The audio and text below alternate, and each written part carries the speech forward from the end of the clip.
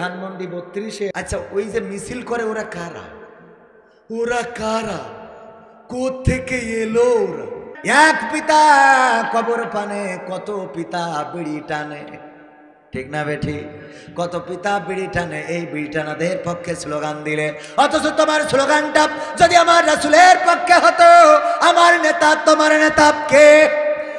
বিশ্বনবী আমার নেতা তোমার নেতা।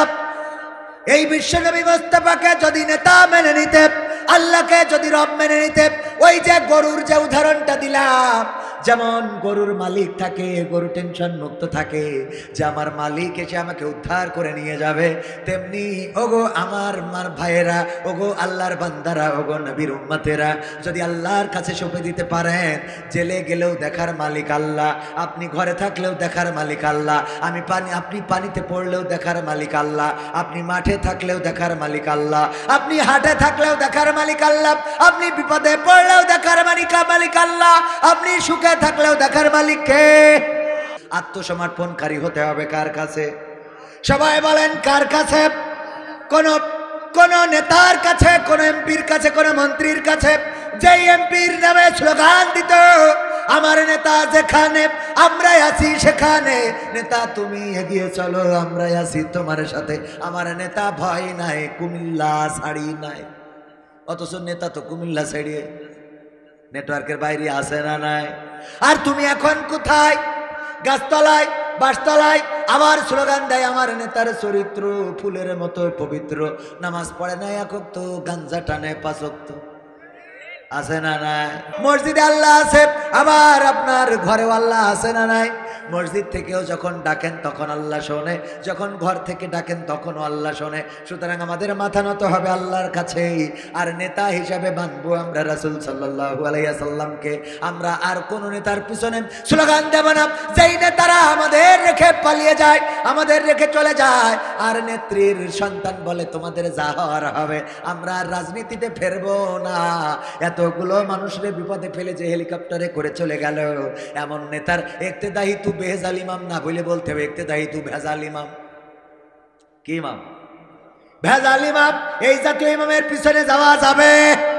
এদের পিছনে গেলে কি হবে? ওরে মরলে মানুষ দাম বাড়ে, তার বাঁচতে অবহেলা, দুনিয়ার এই রং বাজারে এটা কেমন খেলা দয়াল, দুনিয়ার এই রং বাজারে এটা কেমন। ওরে মরলে মানুষ দাম বাড়ে তার, মরলে মানুষ দাম বাড়ে তার, বাঁচতে অবহেলা, দুনিয়ার এই রং বাজারে এটা কেমন খেলা দয়াল, দুনিয়ার এই রং বাজারে এটা কেমন খেলা। বাঁচতে মানুষ কেউ বলে না লোকটা বড় ভালো, মরলে বলে তার মরাতে বড় ক্ষতি হলো দয়াল, বড় ক্ষতি হলো। বাঁচতে মানুষ কেউ বলে না লোকটা ভালো ছিল, মরলে বলে তার মরাতে বড় ক্ষতি হলো দয়াল, বড় ক্ষতি হলো। ওরে দেখতে আসে স্বজন সুজন, ওরে দেখতে আসে স্বজন সুজন, ডুবে যখন বেলা, দুনিয়ার এই রং বাজারে এটা কেমন খেলা দয়াল, দুনিয়ার এই রং বাজারে এটা কেমন খেলা, দুনিয়ার এই রং বাজারে এটা কেমন খেলা দয়াল, দুনিয়ার এই রং বাজারে এটা কেমন খেলা। ছেঁড়া কাপড় তাও জোটে না পরি কষ্ট করে, ঈদের নামাজ হয় না পড়া নতুন জামা পরে দয়াল, নতুন জামা পরে।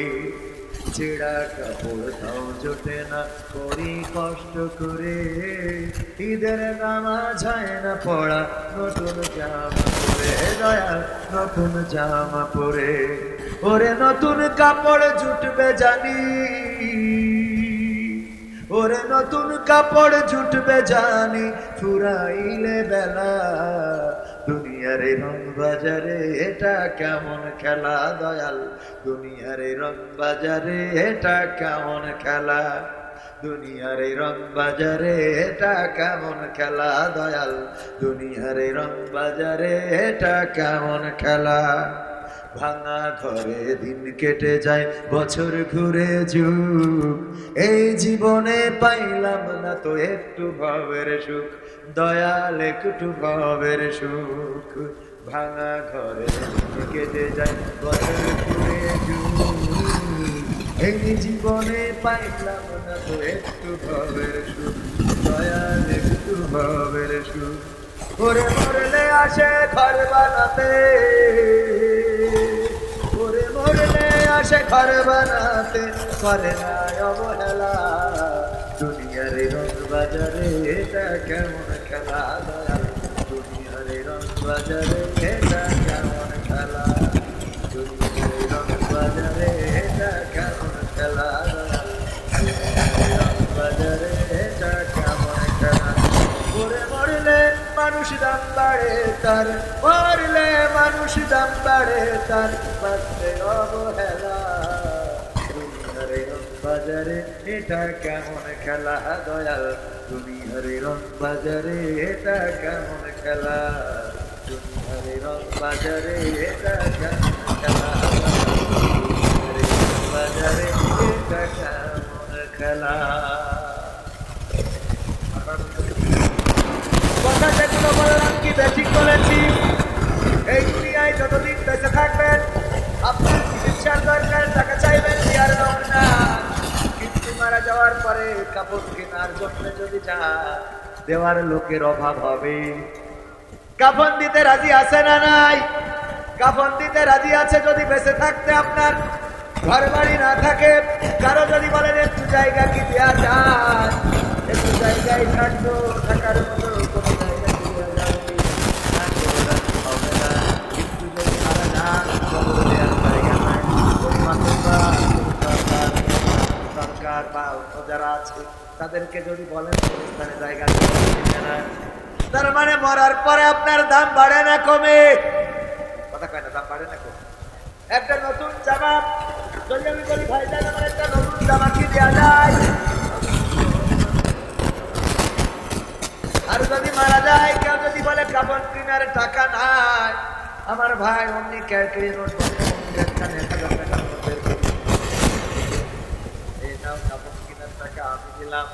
ওরে বাবা, গ্রামে যদি কেউ মারা যায়, অসুস্থ হয়, কেউ দেখতে যায় না, দিনের পরে দিন অসুস্থ, খাইতে পারে না তেমন কিছু, একটু ফল কিনে খাবে দামটা বেশি, আঙুর আপেল কিনে দেওয়ার মতো লোক নাই।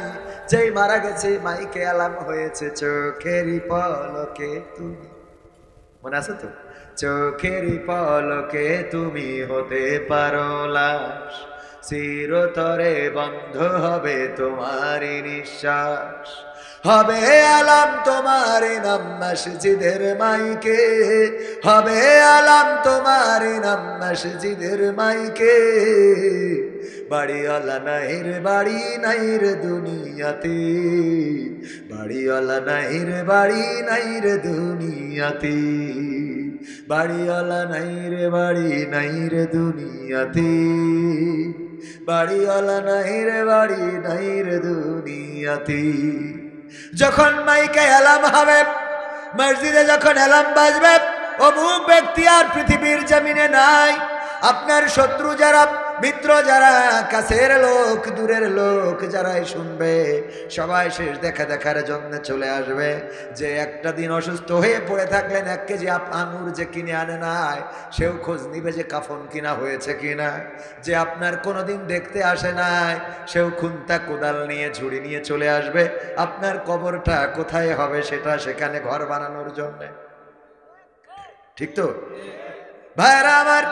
সুতরাং বেঁচে থাকতে যেটা দরকার ছিল, যদি একটু ঔষধ কিনে দিত কেউ, যদি একটু ফল কিনে দিত, আপেল আঙ্গুর যদি কেউ কিনে দিত, একটু খাইতে পারত। শুধু তাই নয়, আমরা অনেক সময় দেখি যদি কখনো অসুস্থ হয়, আপনজনেরা যখন খাওয়ার শক্তি থাকে তখন খাওয়ায় না, কিন্তু যখন অসুস্থ হয়ে বিছানাগত হয়ে গেছে, খবর চলে যায় আর হয়তো আর বাঁচবে না, এখন যে বিছানায় পড়েছে আর কবরে যাওয়া ছাড়া রাস্তা নাই, তখন অমনি রসমালাই কুমিল্লাতে খাটি ডানিয়েতে চলে আসে, আব্বা খাও। ঠিক না বেঠিক? যখন খাওয়ার শক্তি ছিল তখন নিয়ে আসে, তখন নিয়ে আসে না। যখন খাওয়ার শক্তি নাই তখন কুমিল্লার রসমালাই নিয়ে আসলো, আঙ্গুর নিয়ে আসলো, আপেল নিয়ে আসলো। এখন মুখ দিয়ে তো আর ঢোকে না ওগো আমার ভাইরা। এই জন্য আমাদের কাছে আসলে যখন প্রয়োজন তখন দাম থাকে না, আর যখন চলে যায় শেখ হাসিনা চলে গেছে, আমলিগরা বলছে তার দাম কি। কথা কয় ঠিক না বেঠে? পুরা বুদ্ধি বাঁচতে ঠেলা ডাকি 16টা বছর নিরাপত্তা দিয়ে রেখেছে। নিজে বলেছে ফায়ার করো, গুলি করো, মারো, খুন করো, গুম করো, যা হয় আমি দেখবো। এইগুলো বলে প্রোটেকশন দিয়েছে, আর এরা কুপাইছে ইচ্ছা মতো। এখন বুঝতে পারছে প্রোটেকশন দেওয়ার লোক আল্লাহর ওলি তো চলে গেছে। ওরে বাবা, এখন তারাও বেরোনোর কোন ক্ষমতা। এই জায়গায় যে এমপি ছিল আমার মনে হয় একটা আস্ত কুলাঙ্গার। আপনার মনে হোক আর না হোক, আমি বলছি এত বড় কুলাঙ্গার, রাস্তাগুলো এত ভাঙা, এত উন্নয়ন, তাহলে কোথায় গেল?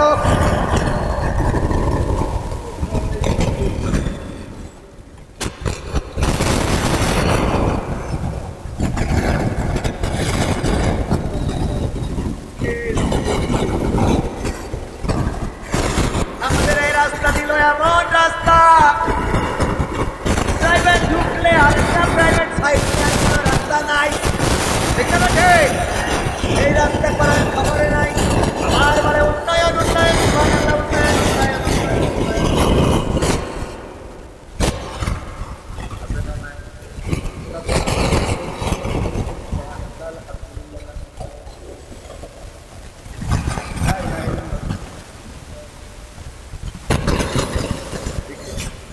ক্ষমতায় কেউ স্থায়ী হয় না, হোক না সে হাসিনা কিবারে না, সে আর চিরকাল থাকে না।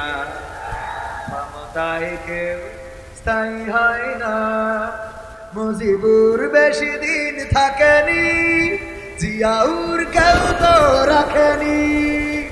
মুজিবুর বেশি দিন থাকেনি, জিয়াউর কেউ তো রাখেনি। এরশাদ চলে গেছে পৃথিবী ছেড়ে, এরশাদ চলে গেছে পৃথিবী ছেড়ে, কেউ আজ তার কথা কয় না। ক্ষমতায় কেউ স্থায়ী হয় না, হোক না সে হাসিনা কিবারে না, সে আরটা চিরকাল থাকে না। হাসিনা ক্ষমতা ধরে রাখতে আয়না ঘর বানিয়েছিল, জনগণের রোশানলে দাদার দেশে পালিয়ে গেল। হাসিনা ক্ষমতা ধরে রাখতে আয়না ঘর বানিয়েছিল, জনগণের রোশানলে দাদার দেশে পালিয়ে গেল। ডিবি হারুনের পাশে আর, ডিবি হারুনের পাশে আর পরিমণিদের দেখা যায় না। ক্ষমতায় কেউ স্থায়ী হয় না, হোক না সে হাসিনা কিবারে না, সে আরটা চিরকাল থাকে। এই চেয়ার চিরকাল থাকবে না। যদি এই জায়গার এমপি এই কুলাঙ্গা যদি কাজ করত, মানুষের জন্য যদি কাজ করত, এই অঞ্চলের জনপদের জন্য যদি কাজ করত, তাইলে তাকে পালানো লাগতো না, কারণ জনগণ তার নিরাপত্তা দিত। বলেন ঠিক কিনা?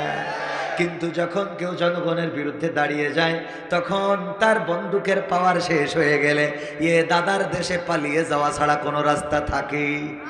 দাদার দেশে তো পালানো লাগে, বিসিও নিয়ে যেতে পারে না। ঠিক না বেঠি?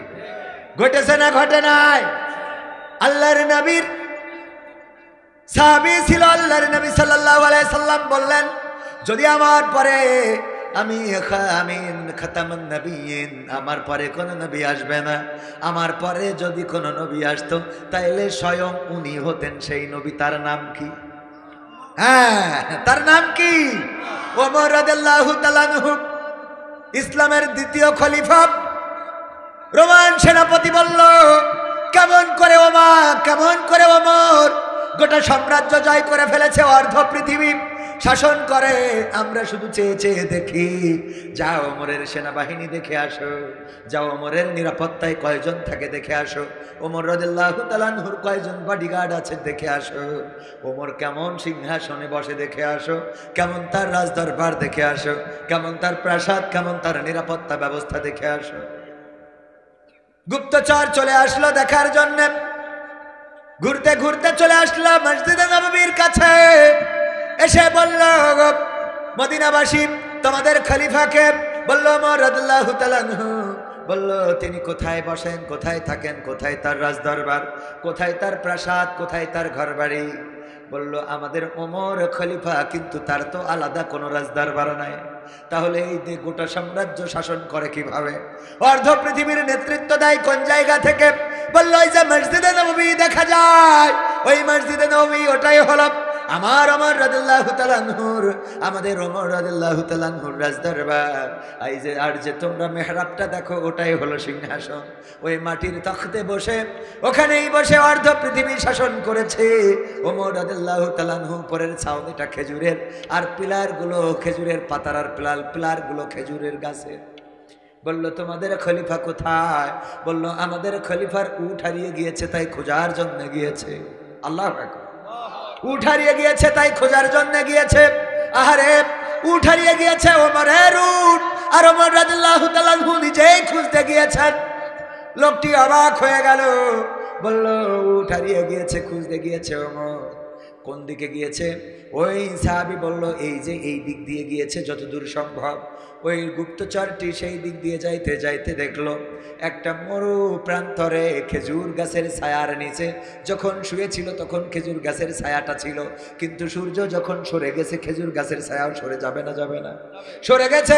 ওই রোদ্রের মধ্যে শুয়া গাগুলো ঘেমে টপ টপ করে পড়ছে, মরু বালুতে পড়ছে, আর বালু সেইগুলো চুষে নিচ্ছে। মানুষের কাছে জিজ্ঞাসা করলো এটাই কি তোমাদের খলিফা? বললো হ্যাঁ এটাই আমাদের খলিফা। ওই গুপ্তচর বলল ওগো খলিফা, আমি বুঝতে পেরেছি তোমার নিরাপত্তা জনগণ তোমাকে দিয়ে দিয়েছে, কারণ তুমি জনগণের নিরাপত্তা দিয়েছো। অথচ আমাদের সাম্রাজ্যের সম্রাট যিনি, তিনি নিরাপত্তা ব্যবস্থা ছাড়া বের হতে পারে না, তিনি পুলিশ ছাড়া বের হতে পারে না, তিনি বডিগার্ড ছাড়া বের হতে পারে না, তিনি তার ডিবি লাগে, এনএসআই লাগে, ডিজিএফআই লাগে, স্পেশাল সিকিউরিটি ফোর্স লাগে, সেইগুলো ছাড়া, এবং তার 3 দিন আগে আবার চেক করে কোনো কিছু আছে কি না। এত কিছুর পরে তারপরে আমাদের নেতা নেত্রীরা যায়।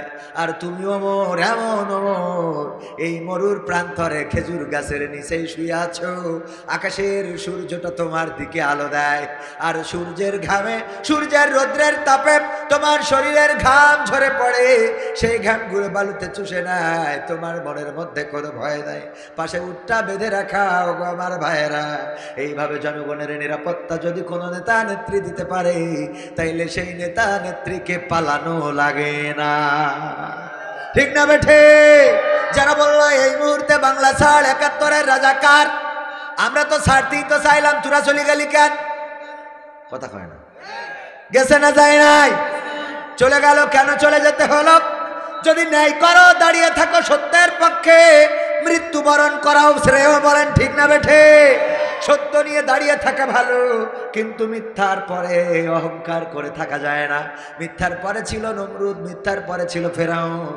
তারা বলেছিল আমরা ক্ষমতার চেয়ারটা পেয়েছি, এই চেয়ারটা এমন চেয়ার যে ওই চেয়ারে বসে দাবি করে বসলো আমি রব, বলেন নাউজুবিল্লাহ। ফেরাউন বলল আসিয়া, তুমি আমাকে রব হিসাবে মেনে নাও, তুমি তো আমার স্ত্রী, তোমার আগে আমাকে রব মানতে হবে। আসিয়া বলল দেখো তুমি আমার স্বামী, তোমাকে স্বামী হিসাবে মানতে পারি, তোমার শরীর টিপে দিতে পারি, তোমার কপালে আমি বুলু কেটে দিতে পারি, তোমার চুলগুলো আমি আছড়ে দিতে পারি, তোমার জামা কাপড়গুলো কেচে দিতে পারি, তুমি যা চাও তোমার অধিকার সব আমি করে দিতে পারি, কিন্তু আমার আল্লাহর সাথে শিরক করবা, আমার আল্লাহর বিকল্প আল্লাহ দাবি করবা, আমি আসিয়া মরতে রাজি, কিন্তু সেটা মানতে রাজি নই। মৃত্যুকে বরণ করেছেন, কিন্তু নমরুদে ফিরাউনের কাছে কি মাথা নত করেছেন নাকি? না, নত করেন নাই। ইব্রাহিম আলাইহিস সালামকে বলা হলো ওগো ইব্রাহিম, চলো যাই ও কাজের মেলায়। ইব্রাহিম বললেন আমি কেমন করে যাব, মনটা খারাপ, শরীরটা খারাপ লাগে, যাইতে পারবো না। আসলে ইব্রাহিম আলাইহিস সালামের শরীর খারাপ ছিল না, মনের দিক থেকে মানসিকভাবে খারাপ ছিলেন। আল্লাহর নবী ইব্রাহিম এটা এই জন্যে বলেছিলেন, যখন ওই দেশে পৌত্তলিকতা, ওই দেশে মূর্তিকে পূজা করে, মূর্তির বান্দেগি করে, তখন একজন নবী অন্তত তার মন ভালো থাকার কথা নাকি? মন ভালো থাকার কথা, মন ভালো না। আল্লাহর নবী গেলেন না। ইব্রাহিম আলাইহিস সালাম যখন সবাই চলে গেল, ইব্রাহিম ঢুকে গেলেন তাদের উপাসনালয়ে, আর কুড়াল দিয়ে আঘাত করলেন, মূর্তিগুলো ভেঙে ফেললেন। শুধুমাত্র বড় মূর্তি যেটা সেটা রাখলেন এবং তার কাঁধের উপরে কুড়ালটা ঝুলিয়ে রেখে আসলেন। যখন তারা কাজের মেলা থেকে ফিরে আসলো, এসে দেখলো উপাসনালয়ে তো একেবারে বেকায়দা অবস্থা করলো কারা? বিএনপি জামাতের কাজ। এটা কারা করেছে? জামাত শিবির, ওরা করেছে। কোন তদন্ত লাগে না, ডিরেক্ট কথা, ডাইরেক্ট বলে দেয় তদন্ত ছাড়াই ওরাই করেছে, যাই করুক। রানা প্লাজা কেন ধসে গেল? শুনেছি ওরা গেট ধরে টান দিয়েছে। গেট ধরে টান দেওয়ার কারণে কি হয়েছিল? রানা প্লাজা ধসে গেল। ওরে বাবা, কেমন শক্তি জামাত শিবিরের! দেখো এত বড় শক্তি ভাইরা আমার, এই কথাগুলো বিনা তদন্তে বলে দেয়। আমাদের ওই সময় নবীর বিরুদ্ধেও, ইব্রাহিম আলাইহিস সালামের বিরুদ্ধে ফেরাউন আসার পরে যখন বললো এই মূর্তিগুলোকে ভেঙেছে, এক বাক্যে বলে দিলে এই কাজ ইব্রাহিম ছাড়া আর কেউ করতে পারে না। ইব্রাহিম আলাইহিস সালামকে ডাকা হলো। ইব্রাহিম আলাইহিস সালাম বললেন কি ব্যাপার, এই মূর্তিগুলো কারা ভেঙেছে? মূর্তি দেখা যাচ্ছে তোমাদের বড় মূর্তির কাঁধের উপরে কুড়াল। আমার মনে হয় খাবার নিয়ে এরা কাড়াকাড়ি করতেছে। এই বড় মূর্তির রাগ হয়ে গেছে, ছোটগুলো মেরে ফেলাইছে। রাগ হয়ে গেছে, সবগুলো মেরে ফেলেছে। ইব্রাহিম তুমি কি আমাদের সাথে মাস্কারা করো নাকি? কয় না, দেখছো না সামনে কলা, আঙুর, পেয়ারা, তারপরে আপেল, আরো যে ফল ফলাদি রয়েছে, এইগুলো খাওয়া নিয়েই মনে হয় গোলমাল করে থাকতে পারে। আর এই গোলমাল যখন ওরা করেছে তখন বড়টার মেজাজ খারাপ হয়েছে। কুড়ালটা দেখো ওর কাঁধে এখনো আছে, প্রমাণ হিসাবে দেখে নাও। নমরুদ বলল ইব্রাহিম তুমি আমাদের সাথে ঠাট্টা করো না, মাস্কারা করো না। এই মূর্তি তো নড়তেও পারে না, চড়তেও পারে না, কথা বলতে পারে না, খাইতে পারে না, মারামারি করবে কি করে? ইব্রাহিম আলাইহিস সালাম বললেন আমি তো সেই কথাটাই বলতে চেয়েছি। ওগো নমরুদ, যেই মূর্তি কথা বলতে পারে না, যেই মূর্তি হাঁটতে পারে না, দৌড়াতে পারে না, নিজের গায়ের মাছিটাও তাড়াইতে পারে না, নিজের মারলে সেই মারটাও ঠেকাইতে পারে না, বলো দেখি তাকে কেমন করে তোমরা রব হিসাবে উপাসনা করো? বুঝা শেষ, খেলা হবে, খেলা হবে, বোঝা শেষ। ও ইব্রাহিম জানো না কি এর শাস্তি কি? বললো না জানি না, আগুন, আগুন জ্বালাবো, তোমার জাহান্নামে ফেলাবো, আমি তো আল্লাহ। শুনেছি মরার পরে তোমাদের আল্লাহ নাকি জাহান্নামে দেয়। আমিও তো আল্লাহ, আমিও রব। বলেন নাউযুবিল্লাহ, আমিও তো রব, আমি তোমারে আগুনে জাহান্নামে দেব। জাহান্নাম বানানো হলো, প্রজ্বলিত করা হলো এত বড়, এত বিকট, এত প্রকট আগুন যে উপর দিয়ে পাখিরাও উড়ে যেতে পারতো না। পাখিরা উপর দিয়ে যাইতে গেলে আগুনের তাপে ঝলসায় আবার এই আগুনের মধ্যে পড়ে যেত। ও আমার ভাইয়েরা, ইব্রাহিম আলাইহিস সালামের কেমন ঈমান ছিল! ফেরেশতারা আসলো, আসার পরে বলল ইব্রাহিম এসেছি সহযোগিতা করার জন্য। কেন? কারণ তোমারে আগুনে ফেলবে, চড়ক গাছে তুলেছে। এখনকার সময় ক্রেন বলা যেতে পারে, ক্রেন দিয়ে যেমন এই পাশের জিনিস ওই পাশে নিয়ে যাওয়া যায়, নিচের জিনিস উপরে উঠানো যায়, চেনেন কিনা? এই ক্রেনের মতো করে বানিয়েছে চড়ক গাছ। সেই সময় যেটা বলা হতো, এইটা দিয়ে ইব্রাহিম আলাইহিস সালামকে আগুনে ফেলা হবে। যখন তারা টানতে শুরু করে দিল, ফেরেশতারা আল্লাহ রাব্বুল আলামিনের কাছে অনুমতি চাইলো, রব যদি একটু যেতে দাও, তোমার বন্ধু ইব্রাহিম খলিলকে আমরা একটু সহযোগিতা করতে চাই। আল্লাহ বললেন যাও, তবে শর্ত হলো আমার ইব্রাহিমের কাছে জিজ্ঞাসা করবা, সে যদি সহযোগিতা চাই তাইলে করবা, যদি সহযোগিতা না চাই করা যাবে? না করা যাবে না। এসে ফেরেশতারা বলল, ইব্রাহিম সহযোগিতা করার জন্য এসেছি। ইব্রাহিম আলাইহিস সালাম বললেন, আল্লাহ কি পাঠিয়েছেন নাকি তোমরা নিজেরা এসেছো? বলল, আল্লাহর কাছে অনুমতি প্রার্থনা করেছি, আল্লাহ অনুমতি দিয়েছেন। ফেরেশতাদেরকে ইব্রাহিম আলাইহিস সালাম বললেন, ফিরে যাও সেই রবের কাছে যেই রব তোমাদের থেকে আমার অবস্থা আরো ভালো জানে। আল্লাহু আকবার। ফিরে যাও সেই রবের কাছে, ওই রব তোমাদের থেকে আমার অবস্থা আরো ভালো জানে। সুতরাং আমি আগুনে যদি ইব্রাহিম ফেলে, আল্লাহ রাব্বুল আলামিন চাইলে আমাকে রক্ষা করবেন, আর আল্লাহ যদি চান আমাকে আগুনে যদি পুড়িয়ে মারতে চান, আমি আল্লাহর জন্য বারবার পড়তে রাজি আছি। বলেন সুবহানাল্লাহ। ইন্নী ওয়াজ্জাহতু ওয়াজহিয়া লিল্লাযী ফাতারাস সামাওয়াতি ওয়াল আরদ হানিফান ওয়া মা আনা মিনাল মুশরিকিন।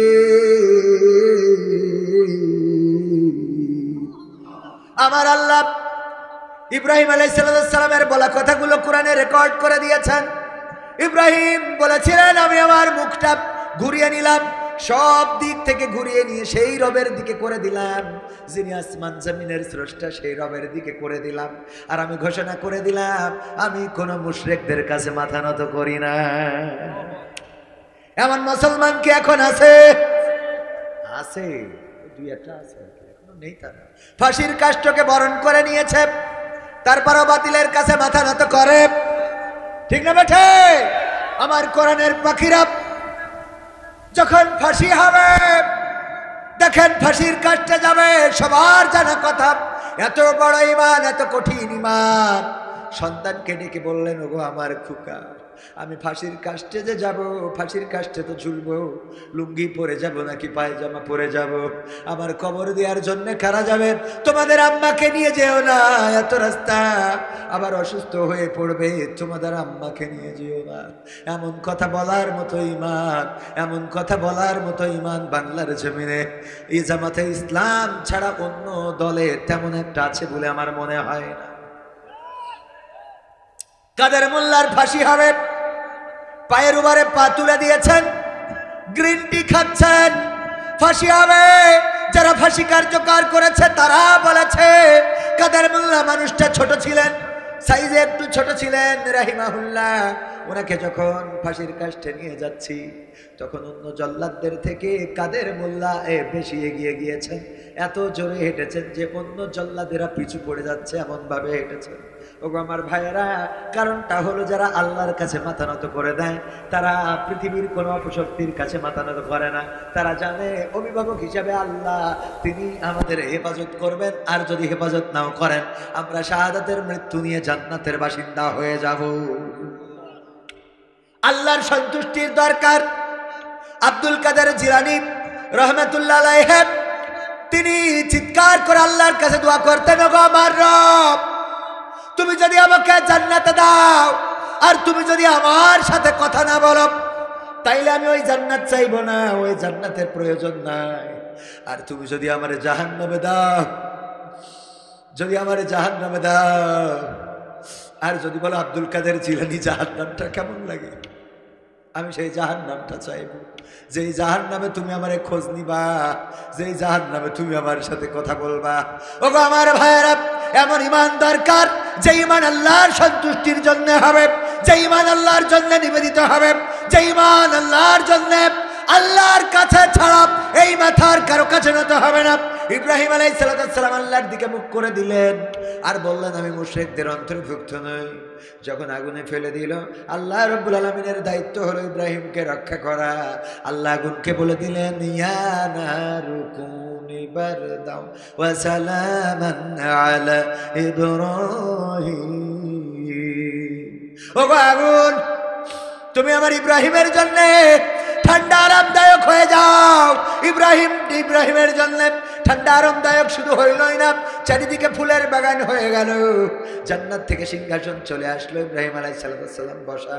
নমরুদ বলল, আগুন, তোমারে এত কষ্ট করে জ্বালাইলাম, এত কষ্ট করে বানাইলাম, এত কষ্ট করে এই জাহান্নামটা প্রস্তুত করলাম, আর আজকে আমার ডিবি, আমার এনএসআই, আমার ডিজিএফআই, আমার বিজিবি, আমার সেনাবাহিনী, তারা সব আমার বিরুদ্ধে চলে গেল। দাদা ছাড়া আমার আর দেখার কেউ রইল না। ঠিক না বে ঠিক? সবাই গেছে না যায় নাই? দুঃখ করে বলেছে না বলে নাই?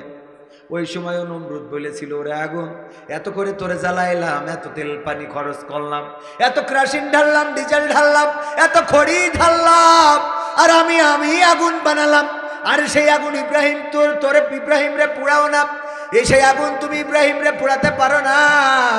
আমার নেত্রীও বলল, ওরে ডিজি, ওরে ডিবি, ওরে এনএসআই, ওরে বিজিএফআই, ডিজিএফআই, তারপরে ওরে বিজিবি, ওরে সেনাবাহিনী, ওরে বিমান বাহিনী, ওরে পুলিশ। না, পুলিশ আবার একটু ভালো করেছে, কয় পুলিশ ভালো করতেছে। হ্যাঁ, পুলিশ ভালো করতেছে। আমি এত কষ্ট করি তোকে জ্বালালাম, বানালাম, এত টাকা বেতন দিলাম, এত করে খাওয়াইলাম, তোরা খুন করলি, গুম করলি, যারে চাইলি তারে ধরলি, ধর্ষণ করলি, মারলি, কাটলি, সব দায়িত্ব আমি নিলাম। আর আজকে এই সময় এসে এখন তোরা বলিস যে আমাদের কিছু করার নেই, নেত্রী আপনি চলি যান। কথা কয় না? এটা কোরআন কি? ওয়াতুইজ্জু মান তাশাউ ওয়া তুযিল্লু মান তাশা। কথাটা কার?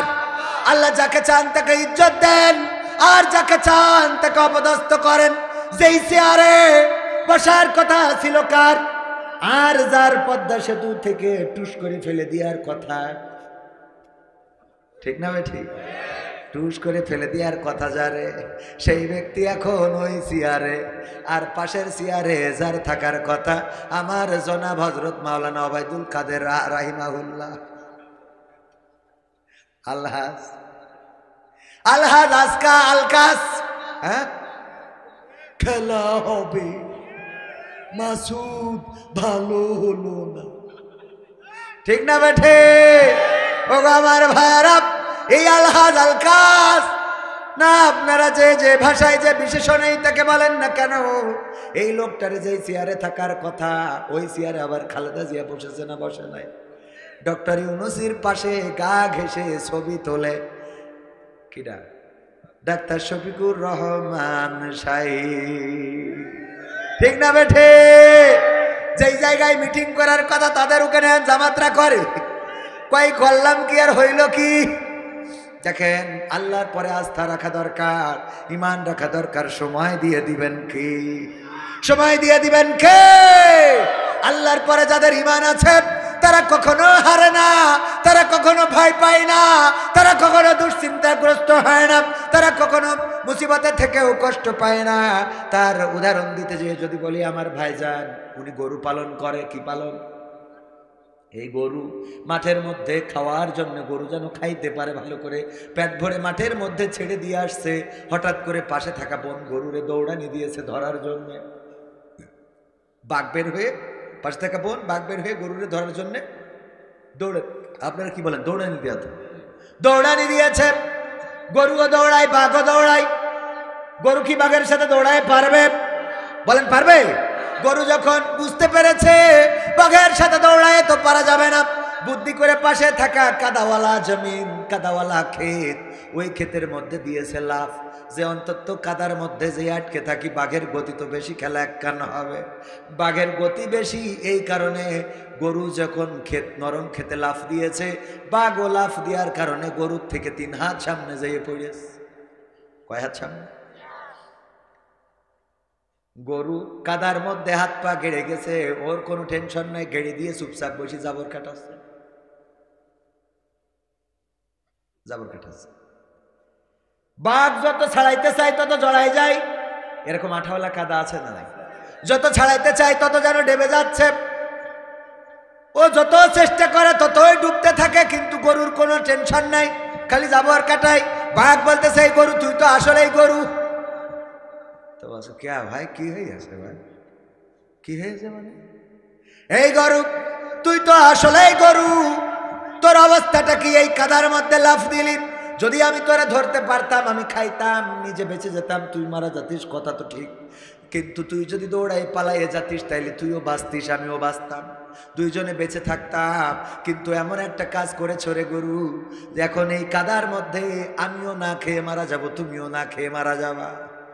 কয় তাতে অসুবিধা কি? কয় গরু কয় কি তাতে অসুবিধা কি? মানে যদি না খেয়ে মারা যায় তাইলে জীবন তো চলেই গেল, তবে তার থেকে আমার বড় কষ্টের বিষয় হলো, ওরে গরু, এমন যখন জীবন মৃত্যুর সন্ধিক্ষণে আমরা, তখন তুমি কেমন করে চিন্তা মুক্ত হয়ে জাবর কাটাও?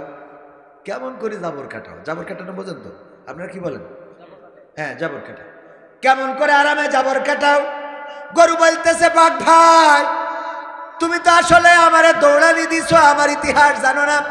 আমার ইতিহাস হলো, আমার একজন মালিক আছে, আমার একজন অভিভাবক আছে, আমি একজনের গোলাম। আমি সে যখন বলে খাইতে যাও আমি খাই, সে যখন নাঙ্গল টানায় আমি টানি, সে যখন আমারে ঘুমাইতে দেয় আমি ঘুমাই, যখন সে আমার গোসল করায় আমি করি, যখন আমি আমার মনিব যা বলে আমি তার তাই করে দিই। এই আমার মালিক আমারে খাইতে দিয়ে গেছে, এখানে খাও নিতে আসবে, কিন্তু তার মধ্যেই তুমি আমারে ধরার জন্য দৌড়ানি দিয়েছ। ওগো বাঘ শুনে নাও, তুমি যে তোমাকে ধরতে পারো না, আমি বুদ্ধি করে কাঁদাতে লাফ দিয়েছি, এখন কেন যাবার কাটাই তোমারে শোনায়। আমার মালিক যখন বাড়িতে ফিরবে মাহফিল থেকে এসে, গোয়াল ঘরে যখন আমারে পাবে না, তখন মাঠে খুঁজতে আসবে, খুঁজতে খুঁজতে যখন একই জায়গায় আমারে পাবে আর তোমারে পাবে, আমার মালিক আমারে ছাড়াইয়ে নিয়ে যাবে, আর তোমারে এখানে বাঁশ দিয়ে পিটাইয়া কবর দিয়ে তারপরে যাবি। এখন বলো আমি যাবর কাটাবো নাকি তুমি কাটাবা? কথা কি বোঝা গেছে? যারা আল্লাহকে অভিভাবক মানে, তারা ফাঁসির মঞ্চে যাওয়ার সময়ও গ্রিন টি খায়। তারা সন্তানকে বলে আমি লুঙ্গি পরে যাব নাকি পায়জামা পরে যাব। কোরআনের পাখির কথা আমার আগের আলোচক বলেছেন, 13টা বছর কারারুদ্ধ রইলেন। এই 13টা বছর পরে কারাগার থেকে মুক্ত হয়ে, মুক্ত তো হান নাই, হাসপাতালে যখন বের করে নিয়ে যাচ্ছিল, এই হাসপাতালে যাওয়ার সময়ও এমন হাসি দিয়েছেন, 13টা বছর বোঝাই যায় নাই যে তিনি কারাগারে ছিলেন। ঠিক না বেঠে? কারণ তারা জানে জেলখানায় থাকলেও আছে কে? জেলখানায় থাকলেও আছে কে? যদি আপনি মুক্ত থাকেন তাও আপনার পাশে আছেন কে? বিপদে পড়েছেন কেউ শোনার নাই, তখনও আপনার কান্না শোনেন কে? যখন মানুষের মধ্যে রয়েছেন হাজার হাজার মানুষ, লাখো লাখো মানুষ, ওই লাখো লাখো মানুষের মধ্য থেকেও যদি ডাক দেন আল্লাহকে, শোনেন কে? আল্লাহ শোনে না? শোনে না? আল্লাহ রাব্বুল আলামিন শোনেন। ও আমার ভাইরা, সুতরাং ওই আল্লাহকেই ডাকতে হবে, ওই আল্লাহকে অভিভাবক মানতে হবে, ওই আল্লাহর জন্য আত্মসমর্পণকারী হতে হবে। পবিত্র কোরআনের সূরা আল ইমরান 3 নম্বর সূরার 102 নম্বর আয়াত তেলাওয়াত করেছি, আপনাদের সবার মুখস্থ থাকার কথা। আল্লাহ বললেন, ইয়া আইয়ুহাল্লাযীনা আমানুত্তাকুল্লাহ হাক্কা তুকাতিহি ওয়া লা তামুতুন্না ইল্লা ওয়া আনতুম মুসলিমুন।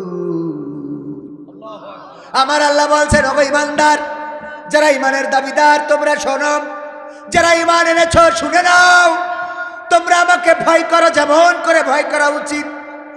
আর ততক্ষণ পর্যন্ত মৃত্যুবরণ করো না, যতক্ষণ পর্যন্ত না আত্মসমর্পণকারী হতে পারো, মানে পূর্ণ মুসলমান হতে পারো। আমরা তো মুসলমান দাবি করি, আসলে বলেন দেখি আমরা পূর্ণ মুসলমান হয়েছি নাকি? পূর্ণ মুসলমান যদি হইতাম, তাইলে ইব্রাহিমের মতো আমাদের জাতির পিতাকে, জাতির পিতাকে ইব্রাহিম আলাইহিস সালাম, আমরা তার মিল্লাতের লোক।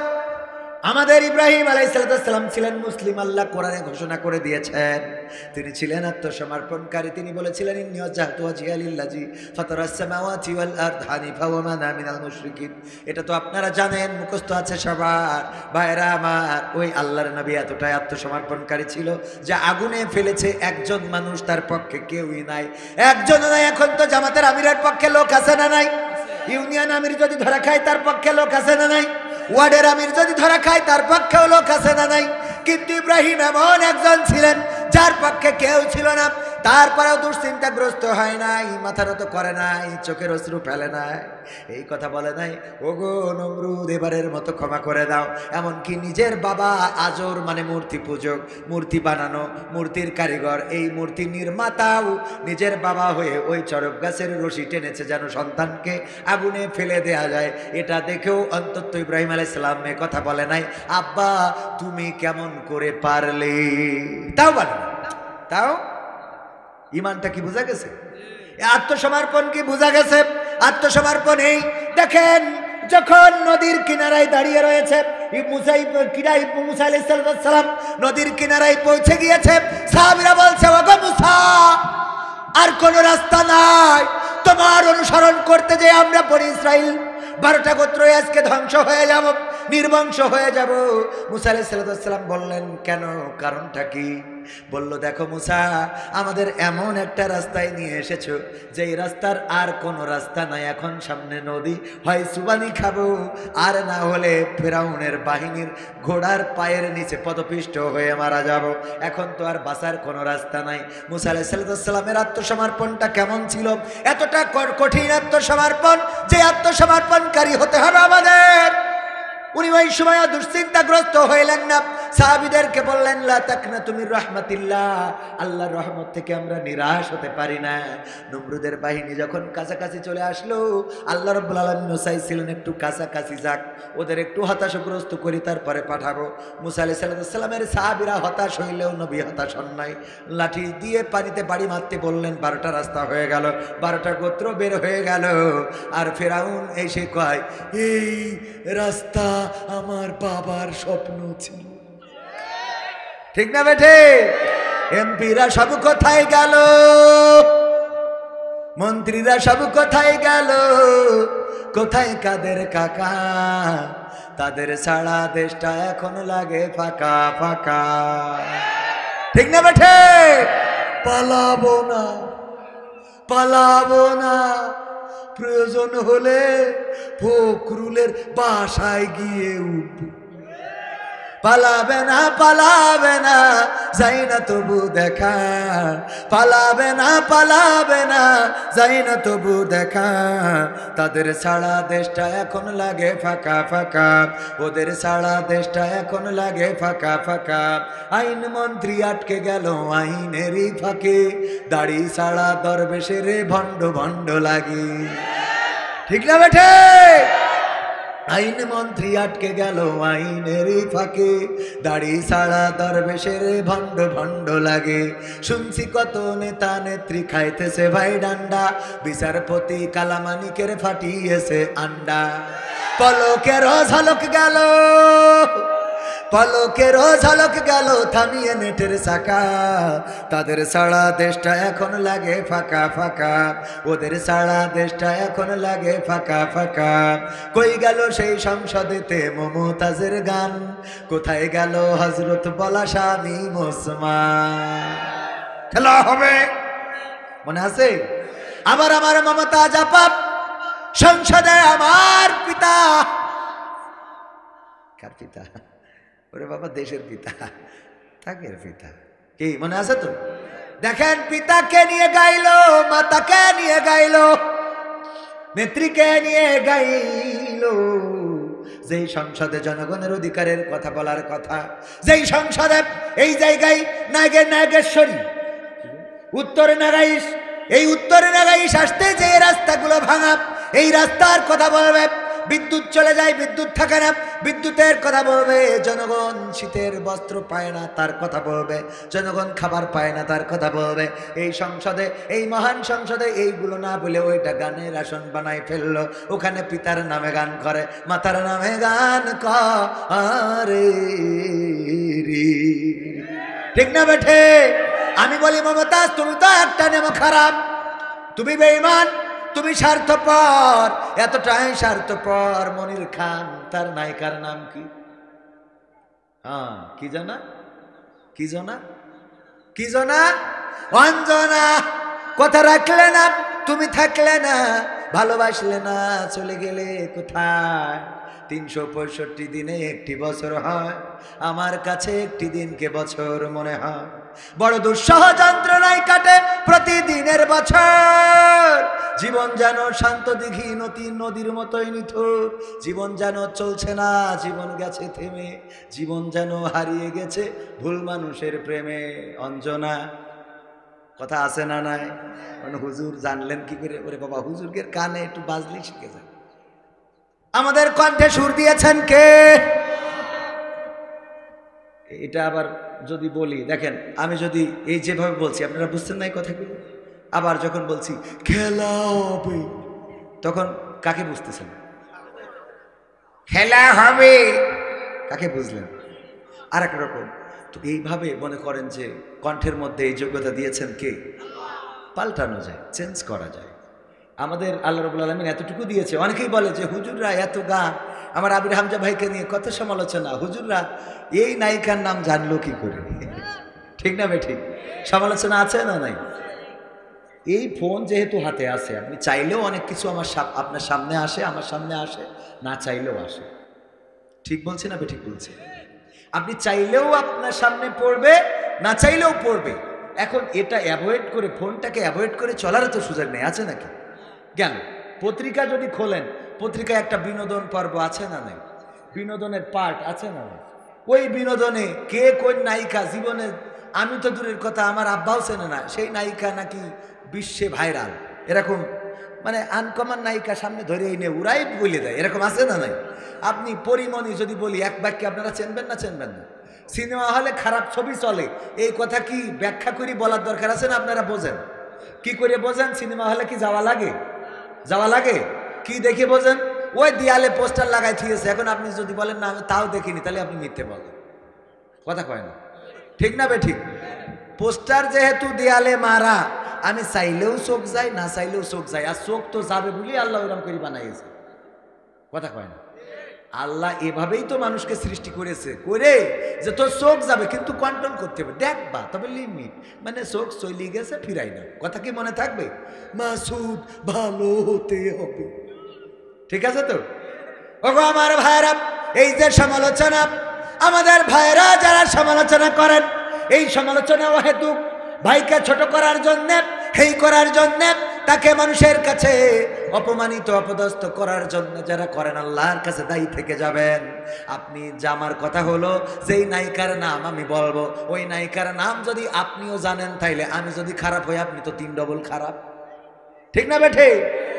যেই নায়িকার নাম আমি বলার পরে আপনি সাথে সাথে বুঝে ফেললেন, তাহলে আপনি কোন জায়গার আউলিয়া, কথা কয় না? আমি যদি আপনাদের সামনে মালয় ভাষায় কথা বলি, মালয়েশিয়ায় ছিলেন এমন একজন আছেন? মালয়েশিয়ায় ছিলেন একজনও নেই, কুমিল্লা এখানে একজনও নেই, আছে?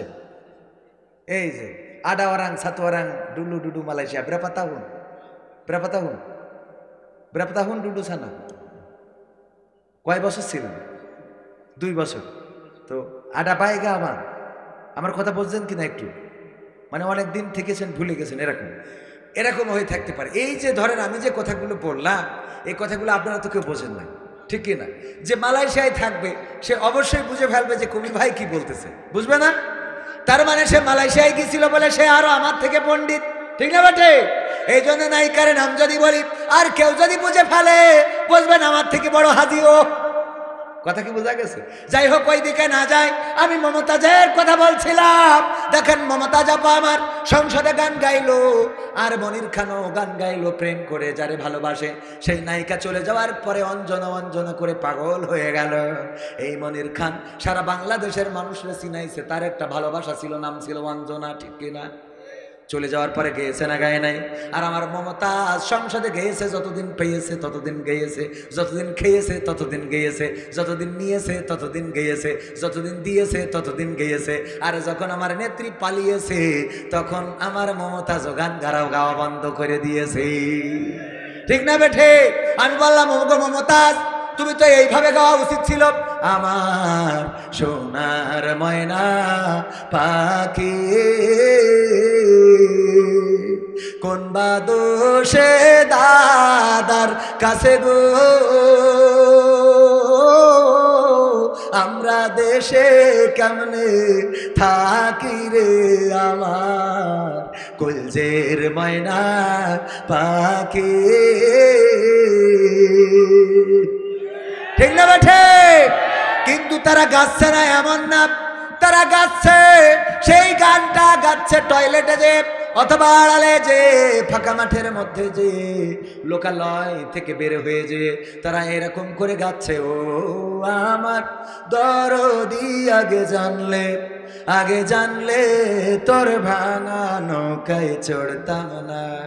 ও আমার দরদি আগে জানলে তোর ভাঙা নৌকায় চড়তাম না, ভাঙা নৌকায় চড়তাম না আর এই বিপদে পড়তাম না। ওরে বর্ডারেতে খাইলাম ধরা, বিসিটাও তো পাইলাম না। আগে জানলে তোর ভাঙা নৌকায় চড়তাম না। ও আমার দরদি আগে জানলে তোর ভাঙা নৌকায়। ঠিক না বেঠে?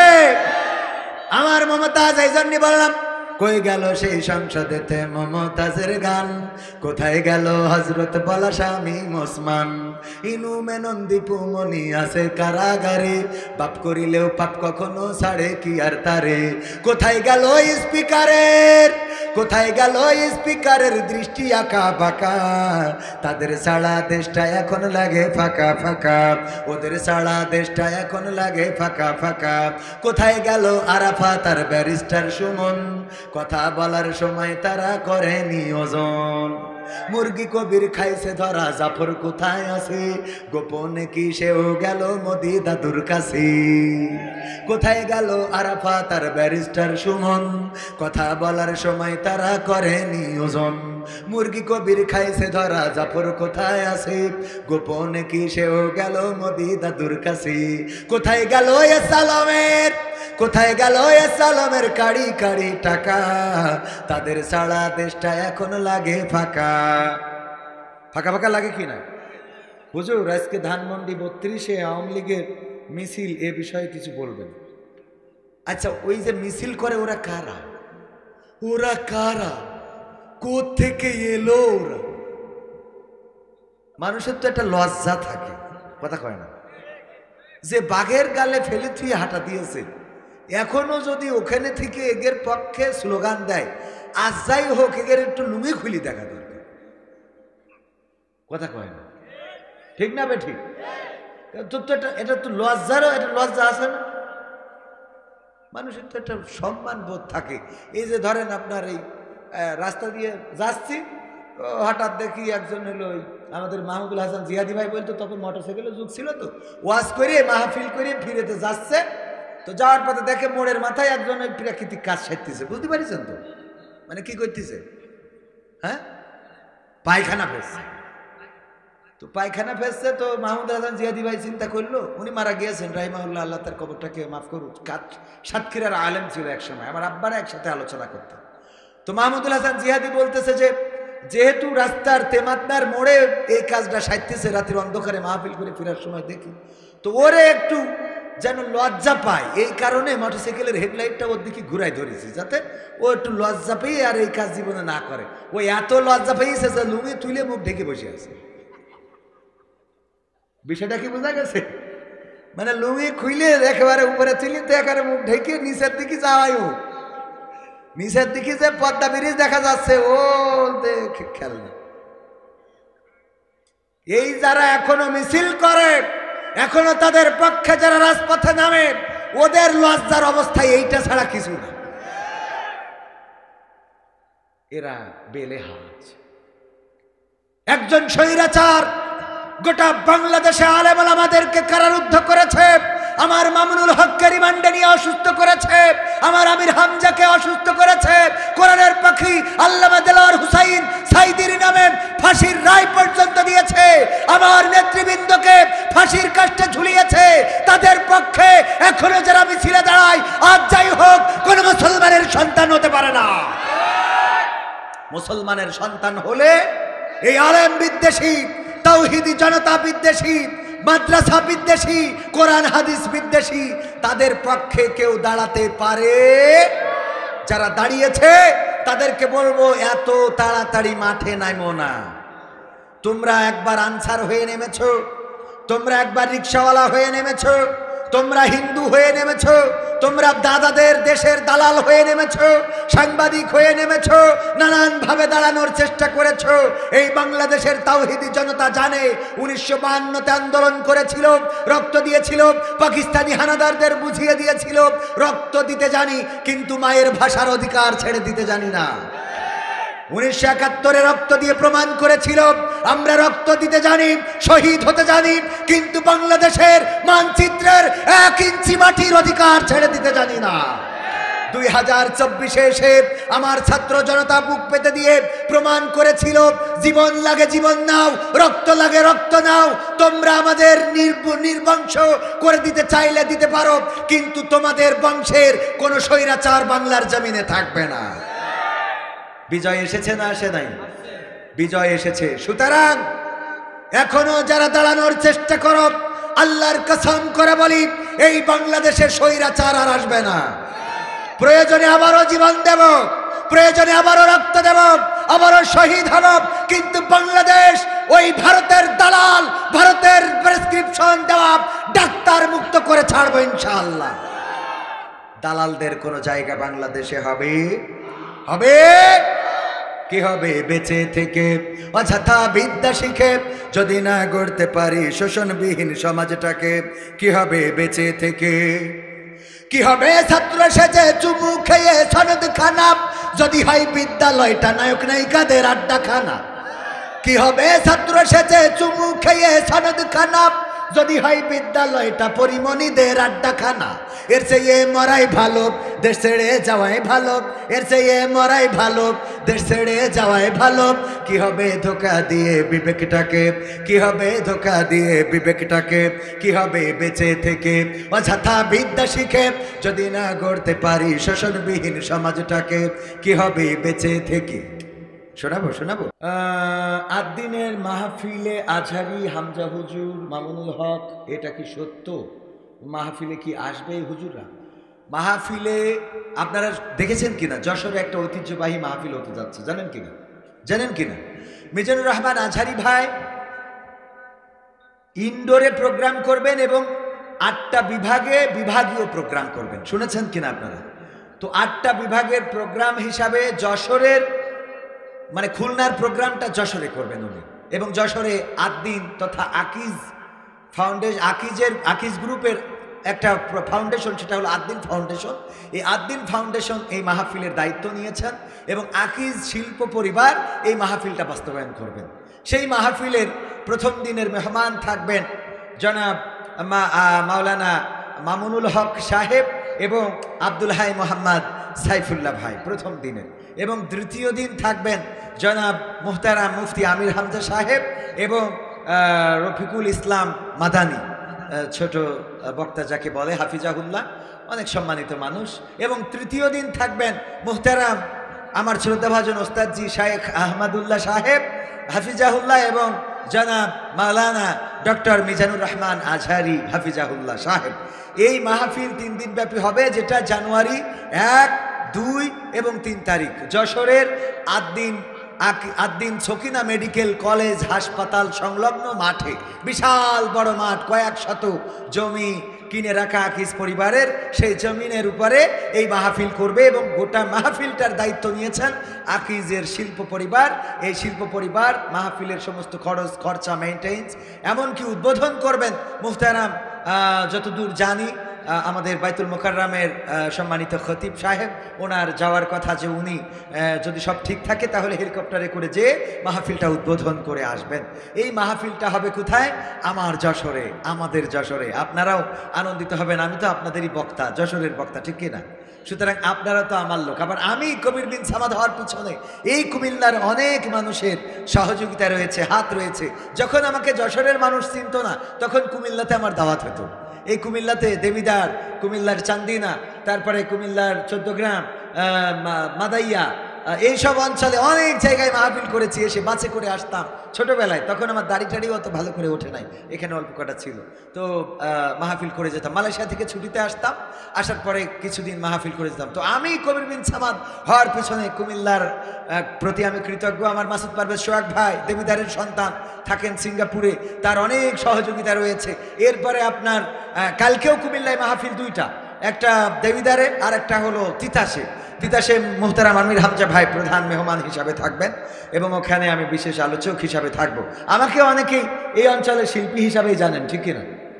শিল্পী তো আপনি চাইলে 1 ঘন্টা একটানা গান শোনাইতে পারবো বা তারও বেশিও শোনাইতে পারবো যদি প্রয়োজন হয়। আবার যদি বলেন না কোনো গান দরকার নেই, আপনি যা পারেন একটু আলোচনা করে দিবেন, আমি গান বাদে আলোচনা করতে পারবো। মাঝে মাঝে বলে যে হুজুর গান আর আলোচনা দুইটার সমন্বয়ে মিক্স অ্যালবাম। কি অ্যালবাম? Mix album. তো মিক্স অ্যালবাম আমি শোনাই। আলহামদুলিল্লাহ। জয় বাংলা স্লোগান নিয়ে কিছু বলেন। জয় বাংলা স্লোগান তো মাহফিলেও চলে এসেছি, ঠিক না? হাফিজুর রহমান সিদ্দিকী হুজুর কুয়াকাটা মুহতারাম, উনি আলোচনা করেছেন পিস্তি কয় জয় বাংলা, ঠিক না? মানে এটা আমাদের বাচ্চাদের নারায়ে তাকবীরের পরিবর্তে এটা ভারতীয় প্রোপাগান্ডা। তাদের প্রেসক্রিপশনে তারা চেয়েছে যেই দেশে, যেমন দেখেন ওই দেশে প্রোপাগান্ডা চালানো হচ্ছে যেই দেশে হিন্দুদের নির্যাতন করা হচ্ছে। বলছে না? বলছে না? আসলে কি হিন্দুদের নির্যাতন করা হচ্ছে? আমি বলেছি হিন্দুদের নয়, বরং আমার দেশে মুসলমান নির্যাতিত হচ্ছে। আমার চট্টগ্রামে অ্যাডভোকেট সাইফুল ইসলাম আলিফকে এই ইসকনের সন্ত্রাসীরা কুপিয়ে কুপিয়ে হত্যা করেছে, বলেন ঠিক কিনা? তার প্রতিবাদে আমরা শুধুমাত্র প্রতিবাদ মিছিল করেছি, আমরা কোনো হিন্দুর ঘাড়ে লাঠি মেরেছি। বরং আমি বলেছি, ওগো আমার দাদারা, তোমরা শুনে নাও, এই দেশে মুসলমান বা সংখ্যা গরিষ্ঠ নির্যাতন হচ্ছে। প্রমাণ নিতে চাইলে তোমাদের বলি, এই দেশে ইসলাম প্রচারের জন্য এসেছিলেন বঙ্গবন্ধুর পরিবার, আর সেই পরিবারের একজন শেখ হাসিনা। তিনি সকালবেলা উঠে আগে কি করতেন? জায়নামাজটা খুঁজতেন, তারপরে ফজরের নামাজ পড়তেন, তারপরে কোরআন তেলাওয়াত করতেন, তারপরে দিনের শুরু করতেন। আমার শামীম ওসমান বলল যে ওলিয়া উলিয়ার পর্যায়ে পৌঁছে গেছে, আমরা সেই মানুষটারে পর্যন্ত তাড়াই দিলাম। কথা কয় না? এটা সংখ্যালঘু না সংখ্যাগরিষ্ঠ? সংখ্যাগরিষ্ঠের পক্ষের লোক না? তাহলে প্রথমে গেল তিনি, 2 নম্বর আউলিয়া জনাব শামীম ওসমান হাফিজাহুল্লাহ। 80-90 রাকাত তাহাজ্জুদ না পড়ে ঘুমাতে যায় না, ঠিক না বেঠিক? এই তাহাজ্জুদ গুজারি এই পীর সাহেবকে আমরা পাঠাই দিলাম বুরখা পরাইয়া। সংখ্যালঘু না সংখ্যাগরিষ্ঠ? 3 নম্বর আউলিয়া জনাব দরবেশ সালমান এফ রহমান দরবেশ, যখন শেয়ার বাজারে মৌজেজা দেখায় সব দখল করে নিল, তারপর থেকে আমরা তাকে পীর মানি, ঠিক না? শেয়ার বাজার কেলেঙ্কারি করেছে না করে না? তার মৌজেজা দেখিয়েছিল যে দরবেশের মৌজেজা কি। এই মৌজেজা দেখানো দরবেশ রে দাড়ি পর্যন্ত আউট হয়ে গেল। কথা কয় না? 4 নম্বর আউলিয়া জনাব হযরত ওবায়দুল কাদের হাফিজাহুল্লাহ। এই পীর সাহেব কত কনফিডেন্স নিয়ে বলল, পালাবো না, প্রয়োজন হলে ফখরুলের ঠাকুরগাঁওয়ের বাসায় গিয়ে উঠব, জায়গা দেবে। এই লোকটাও আমরা কোথায় গেছে গৌর গোবিন্দের মতো এখনো খুঁজে পেলাম না, ঠিক না বেঠিক? এটা সংখ্যালঘু না সংখ্যাগরিষ্ঠ? 5 নম্বর আউলিয়া জনাব মানিক্কা বিচারপতি। এইটা বুঝলো যে দুনিয়া সুখই না, এই জন্যে সব ছাড়িয়ে দিয়ে দাড়ি টুপি রেখে কলা পাতায় বাগানে যেয়ে শুয়েছিল, ঠিক না বেঠিক? যে একেবারে চলে আইছি বনবাসে। একজন বলছে যে এই আমার রানীকে বনবাসে পাঠাও। তা বলছে রাজামশাই, রানীকে এত সুন্দরী নারী বনবাসে পাঠাইয়ে কি হবে? তা সেই আপনি এক কাজ করেন, আমার সাথে দিয়ে দেন। কেন? তা বলছে আমি তো প্রায় কাছাকাছি বনের মধ্যেই থাকি, আর আমার বাড়ির কাছে বাঁশঝাড়ও আছে। বনে বাসে না দিয়ে আমার কাছে দেন, আমার বাড়ির কাছে বাঁশঝাড়ও আছে, আর বনের মধ্যে আমার বাড়ি। তো এই যে অবস্থা, এই যে বনবাস, সে চিন্তা করলো যে পীর সাহেব উনি টুপি দাড়ি এগুলো রেখে কি করলো? কলা পাতায় শুয়ে থাকলো। আমরা তার ধরলাম বিসি পর্যন্ত খুঁজে পাই না। কথা কয় না? এরপরে ইনু মেনো এরা জীবনে রাম বামের পক্ষের লোক, তাদের পাগড়ি পরাইয়ে তো আমরা করাই নিয়ে আইছি, কথা কয় না। এদের আমরা ধরি জেলখানায় নিয়ে কারোর উপর দিয়ে কারোর নিচেতে ডিম খাওয়ানো হচ্ছে, ঠিক না বেঠিক? এরা সংখ্যালঘু না সংখ্যাগরিষ্ঠ? আরাফাত, ব্যারিস্টার সুমন, গরু বেচছি ঠেকা দিব, তোমরা খালি গোল করবা, গরু বেচছি ঠেকা দিব, তোমরা খালি খেলবাই, ব্রিজ করিয়ে দেব, তোমাদের যা লাগবে তাই আমি দিব। কত কথা, কত মাত্রাই রে ভাই। এই লোকটাকেও আমরা ধরেছি না ধরি নাই? পলক যে নেটের ঝলক দেখালো, জেলখানাতে বেরোচ্ছে, ঠিক না বে ঠিক? এই পীর সাহেবেরও আমরা রিমান্ডে রেখেছি না রাখি নাই? তাহলে সংখ্যালঘু নির্যাতন হচ্ছে না সংখ্যাগরিষ্ঠ? বলেন, সংখ্যাগরিষ্ঠ। প্রতিবাদ তো করবো আমরা। আমার নেতৃত্ব নিয়ে গেলে কোন দুঃখেই ডাকবে? আমার নেত্রী আমাকে দেশে থাকবে, এই মাটির সন্তান, এই দেশ তার বাবা, এই বাবার দেশটা তুই নিয়ে গেলি কেন? তুই কি বাবার উপরে শয়তান, ঠিক না বে ঠিক? আবার কয় চলো চলো বাংলাদেশ চলো, চলো চলো ঢাকা চলো। আমি কইছি আইসো, আমরাও কেসি নিয়ে দাঁড়াই আছি, তার কাটা কাঠ পোয়া ঢুকাবো। ঠিক আছে না শোনা কথা? ঠিক আছে তো? দাদার দেশ থেকে প্রোপাগান্ডা চালানো হচ্ছে। এই জয় বাংলা হলো সেই স্লোগানের একটা অংশ। তারা জানে নারায়ে তাকবীর এই স্লোগান দিলে বাতিল পালায়, শয়তান পালায়। সুতরাং নারায়ে তাকবীরের বিকল্প হিসেবে, লিল্লাহি তাকবীরের বিকল্প হিসেবে, আল্লাহু আকবার স্লোগানের বিকল্প হিসেবে জয় বাংলা স্লোগানকে তারা ব্র্যান্ডিং করতে চেয়েছিল। কিন্তু বাংলাদেশের তাওহীদি জনতা এই জাতীয় স্লোগান তারা খাই না, ঠিক না বেঠে? আমরা মরলেও স্লোগান যেটা, বাঁচলেও স্লোগান সেটা, বিপদে পড়লেও স্লোগান যেটা, ঈদের আনন্দের দিনেও স্লোগান সেটা। বলেন ঠিক কিনা? সবাই বলেন লিল্লাহি তাকবীর, লিল্লাহি তাকবীর।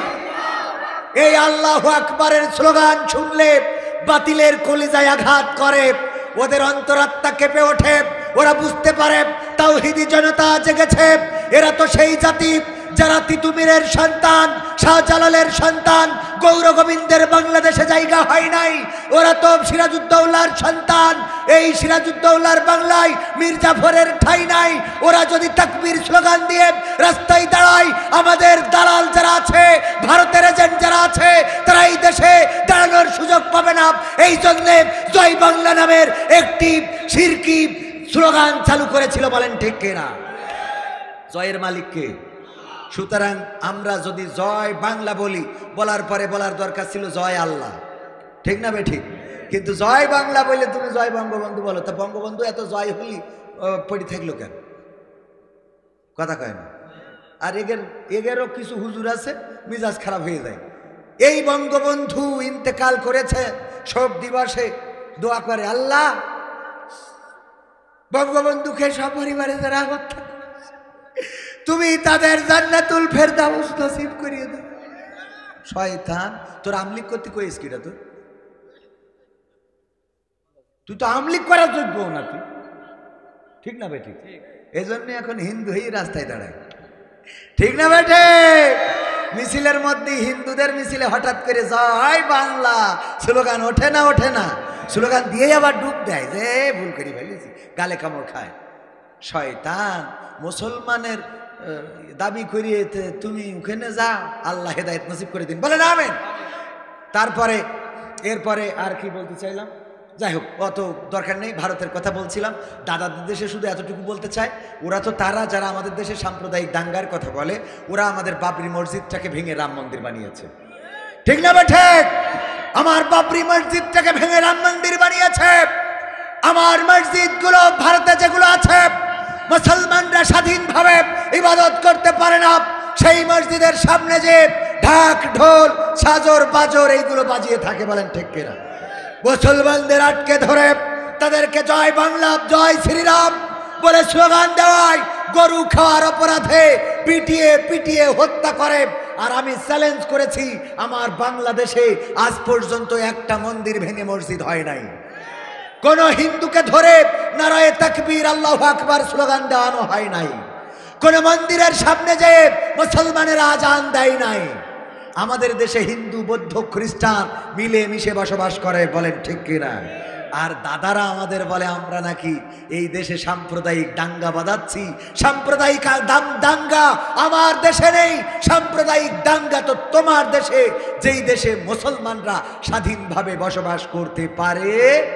এমনকি তারা এতটাই শয়তান, এতটাই বেআদব বেলেহাজ, ভারতের মিডিয়াগুলো প্রতিবাদ জানায় ওই কুলাঙ্গার সাংবাদিকদেরকে। ওরা নিজেরা যে প্রতিমা বিসর্জন দেয়, ওই বিসর্জন দেওয়ার সময় প্রতিমা ধরে ধাক্কা মেরে ফেলে দেয়, মূর্তির ঘর থেকে টাইনে হিঁচড়ে নিয়ে আসে না, আনে না। ওরা মূর্তিগুলো টাইনে নিয়ে এসে নৌকায় তুলে বিসর্জন দেয়। সেই ভিডিওগুলো প্রচার করতেছে। এই যে দেখেন কিভাবে আমাদের বাংলাদেশে মূর্তি পূজা মন্দির থেকে বের করে দিচ্ছে, বলেন নাউজুবিল্লাহ।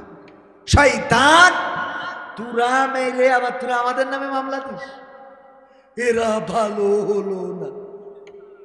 ঠিক না বেঠিক? কুত্তার ল্যাজ কোনোদিন সোজা হয়? কুত্তার ল্যাজ সোজা হয় নাই। নিজেরা বিসর্জন দেওয়া মূর্তি মুসলমানদের নামে চালিয়ে দাও।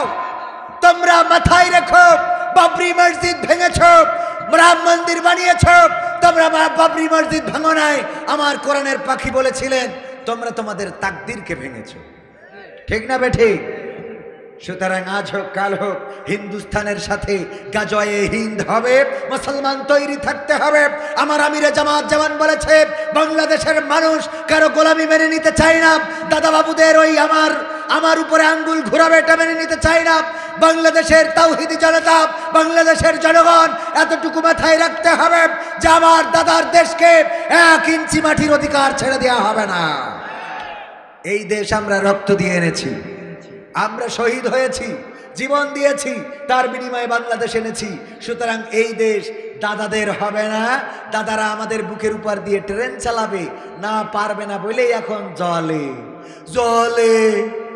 ঠিক না বেঠিক? জ্বলে না। ভাইরা আমার, কথা আর বেশি বাড়াতে চায় না। সর্বশেষ যদি আর একটা সঙ্গীত আপনাদের বলি, কোরআনের কথা তো কথা বললাম। এই কোরআন যতটুকু পেরেছি বলেছি, যতটুকু বুঝেছি বলার চেষ্টা করেছি। আত্মসমর্পণকারী হতে হবে কার কাছে? সবাই বলেন কার কাছে? কোন নেতার কাছে, কোন এমপির কাছে, কোন মন্ত্রীর কাছে। যেই এমপির নামে স্লোগান দিত আমার নেতা যেখানে আমরাই আছি সেখানে, নেতা তুমি এগিয়ে চলো আমরাই আছি তোমার সাথে, আমার নেতা ভয় নাই কুমিল্লা ছাড়ি নাই। অথচ নেতা তো কুমিল্লা ছাড়িয়ে নেটওয়ার্কের বাইরে আসে না নাই। আর তুমি এখন কোথায়? গাছতলায়, বাসতলায় আবার স্লোগান দেয় আমার নেতার চরিত্র ফুলের মতো পবিত্র, নামাজ পড়ে না এখন তো গাঞ্জা টানে 5 ওয়াক্ত, আছে না নাই? বিড়ি টানে, এক পিতা কবর পানে কত পিতা বিড়ি টানে। ঠিক না বেঠি? কত পিতা বিড়ি টানে, এই বিড়ি টানাদের পক্ষে স্লোগান দিলে। অথচ তোমার স্লোগানটা যদি আমার রাসূলের পক্ষে হতো, আমার নেতা তোমার নেতা কে? বিশ্বনবী আমার নেতা তোমার নেতা। এই বিশ্বনবী মুস্তাফাকে যদি নেতা মেনে নিতে, আল্লাহকে যদি রব মেনে নিতে, ওই যে গরুর যে উদাহরণটা দিলাম, যেমন গরুর মালিক থাকে, গরু টেনশন মুক্ত থাকে যে আমার মালিক এসে আমাকে উদ্ধার করে নিয়ে যাবে, তেমনি ওগো আমার ভাইয়েরা, ওগো আল্লাহর বান্দারা, ওগো নবীর উম্মতেরা, যদি আল্লাহর কাছে সঁপে দিতে পারেন, জেলে গেলেও দেখার মালিক আল্লাহ, আপনি ঘরে থাকলেও দেখার মালিক আল্লাহ, আপনি পানিতে পড়লেও দেখার মালিক আল্লাহ, আপনি মাঠে থাকলেও দেখার মালিক আল্লাহ, আপনি হাটে থাকলেও দেখার মালিক আল্লাহ, আপনি বিপদে পড়লেও দেখার মালিক আল্লাহ, আপনি সুখে থাকলেও দেখার মালিক কে? মসজিদে আল্লাহ আছে, আবার আপনার ঘরেও আল্লাহ আছে না নাই?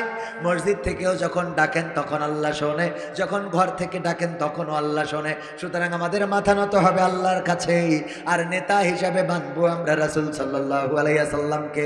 আমরা আর কোন নেতার পিছনে স্লোগান দেব না। যেই নেতারা আমাদের রেখে পালিয়ে যায়, আমাদের রেখে চলে যায়, আর নেত্রীর সন্তান বলে তোমাদের যা হওয়ার হবে, আমরা আর রাজনীতিতে ফেরবো না। এতগুলো মানুষের বিপদে ফেলে যে হেলিকপ্টারে করে চলে গেল, এমন নেতার ইক্তেদাই তু বেজাল ইমাম না বলে বলতে হবে ইক্তেদাই তু ভেজাল ইমাম। কি ইমাম? ভেজাল ইমাম। এই জাতীয় ইমামের পিছনে যাওয়া যাবে? এদের পিছনে গেলে কি হবে? এই যে ধরে নেন আমার ভাইজান একটু গরু পালন করে, এইটা দিয়ে উদাহরণ দিয়ে বুঝাই দিই, গরু পালন করে। আমার ক্যামেরাম্যান বারবার ছটফট করছে, আমার লেখা বই ঠিকানার গান অনেক সঙ্গীত এখানে 100টারও বেশি আছে। ক্যামেরাম্যান ভিতরে যাবে, যদি চান একটা করে বই নিতে পারেন। এই বইগুলো, এই যে সঙ্গীতগুলো এখানে গাচ্ছি সেগুলো আছে। তো আমার ভাইজান গরু পালন করেছে। গরু পালন করার পরে আমি বললাম, ভাই একটা গরু কি ভাগি দেওয়া যায়, বর্গা দেওয়া যায়? আপনারা কি বলেন এটা? ভাগি বর্গা একই কথা। ভাগি কি দেয়া যায়? একটা গরু কয় তুমি যা পুষবা, তুমি হজ করে বেড়াও, কি করে তুমি গরু খাওয়াবে? আমি বললাম আমার ছেলে বড় হয়েছে, সে খাওয়াবে। বললো তোমার ছেলে খাওয়াবে, ভালো কথা, তোমার তো ভালো গোয়াল ঘর নেই। আমি বললাম খুঁটি কিনে টিন দিয়ে সে সুন্দর করে দিবানে। কয় তোমার তো শীতের তেমন বস্ত্র নেই। আমি বললাম চারিদিকে ঘিরে দিবানে। কয় তোমার তো মশারি নেই। আমি বললাম কয়েল ধরাই দিবানে। কয় তোমার তো খোল ভুসি কেনার টাকা নেই। আমি বললাম ঘাস কেটে খাওয়াবানে। কয় তুমি পুষতে পারবা না। তার মানে কি? তার মানে দেওয়ার ইচ্ছা নাই। তার মানে কি? দেওয়ার, ভাই বলেন তার মানে কি? দেওয়ার ইচ্ছা নাই। উত্তর গগনে কালো মেঘ জমা হয়েছে, হঠাৎ মেঘের পূর্বাভাস, বিদ্যুৎ চমকানি শুরু হয়ে গেল, বজ্রপাত একটা উনার গোয়ালের পরে পড়েছে। সকালবেলা ডাক দিচ্ছে, ওগো কবির বিন সামাদ ভাই, গরু নিতে চাইলে নিবা নাকি? বললাম যে দিলে তো নেব। কয় লোকজন ডেকে নিয়ে আসো। বললাম লোক লাগবে কেন? আপনিও হুজুর মানুষ, আমিও তো একেবারে খারাপ না। একটা বাছুর হইলে আপনি নিবেন, একটা হইলে আমি নেব, এই তো ভাগাভাগি বন্টন। কয় দেখো একা নিতে পারবা কিনা। গোয়াল ঘরে যেয়ে দেখি 4 হাত পা সব একদিকে, 4 হাত পা সব একদিকে। লেজের দিকে তাকায় দেখি না নট নড়ন চড়ন, কোনো নেটওয়ার্ক নেই, টাওয়ার পায় না। নাকের কাছে হাত দিয়ে দেখি নিঃশ্বাসও নেয় না। আমি আস্তে করে বললাম গরুটা কি মারা গেছে নাকি? বলছে মারা গেছে বলেই তো তোমার ডাকছি, গরুটা ফেলতে জাতি হবে। মারা গেছে বলে, মারা গেছে বলে ডাকতেছি। জীবন্ত থাকতে গরু কি বললো মনে আছে তো? গোয়াল নাই, খোল নাই, ভুসি নাই, খাওয়ানোর ঘর নাই, রাখার ঘর নাই, শীতের কাপড় নাই। এবার যেই মরে গেছে সেই আসব, গরুটা ফেলতে হবে। ওগো আমার ভাইয়েরা, যারা দুনিয়ায় চলার পথে আল্লাহ রসুলের দাড়ি ভালো লাগে না, টুপি ভালো লাগে না, আল্লাহ রসুলের আনিত দিন পছন্দ হয় না, ইসলাম ভালো লাগে না, নামাজ ভালো লাগে না, রোজা ভালো লাগে না, মরার পরে তাদের যখন হুজুরকে ডেকে বলে হুজুর এই লাশটা এখন জানাজা পড়ায় কবরে দিতে হবে, ওই লাশ অন্তত আর কাঁধে নেওয়া যাবে। কথা কয় না নিয়ে যাবে? আল্লাহ আমাদের সহি সমঝ দান করুন, বলেন আমিন। পড়েন আল্লাহুম্মা সাল্লি আলা মুহাম্মাদিন ওয়া আলা আলি মুহাম্মাদ কামা সাল্লাইতা আলা ইব্রাহিম ওয়া আলা আলি ইব্রাহিম ইন্নাকা হামিদুম মাজিদ। আল্লাহুম্মা বারিক আলা মুহাম্মাদিন ওয়া আলা আলি মুহাম্মাদ كما باركت على إبراهيم وعلى آل إبراهيم إنك حميد مجيد. الحمد لله رب العالمين. ربنا ظلمنا أنفسنا وإن لم تغفر لنا وترحمنا لنكونن من الخاسرين. ربنا آتنا في الدنيا حسنة وفي الآخرة حسنة وقنا عذاب النار. ওগো আল্লাহ, গভীর রাত তোমার বান্দাদের নিয়ে এই শীতের রাতে এখনো পর্যন্ত তোমার বান্দারা রাত জেগে বসে আছে কোরআনের সম্মানে। আল্লাহ এই দিনের মাহফিলের সম্মানে তোমার বান্দা যারা এসেছে, আল্লাহ তুমি দয়া করে সকলকে তোমার শাহী দরবারে কবুল করে নাও। আল্লাহ তুমি সকলের জীবনের গুনাহ খাতাগুলো মাফ করে দাও। ওগো আল্লাহ, আমরা জেনে না জেনে, বুঝে না বুঝে শয়তানের ওয়াসওয়াসায় পড়ে কত গুনাহ করলাম। আল্লাহ তুমি দয়া করে আমাদের সকলের জীবনের গুনাহগুলো ক্ষমা করে দাও। আল্লাহ জীবনে এমন অনেক গুনাহ আছে যেই গুনার খবর যদি মা জেনে যেত, মা জননী ভাত রান্না করে খাওয়াতো না, যদি বাবা জেনে যেত বাড়িতে জায়গা দিত না, যদি গ্রামের মানুষ জেনে যেত সালিশ দরবার বসাতো, আল্লাহ যদি বন্ধুরা জেনে যেত বন্ধুত্ব থাকতো না, স্ত্রী জানলে সম্পর্ক রাখতো না, সংসার করতো না। আল্লাহ এমন অনেক গুনাহ আছে পৃথিবীর মানুষ জানে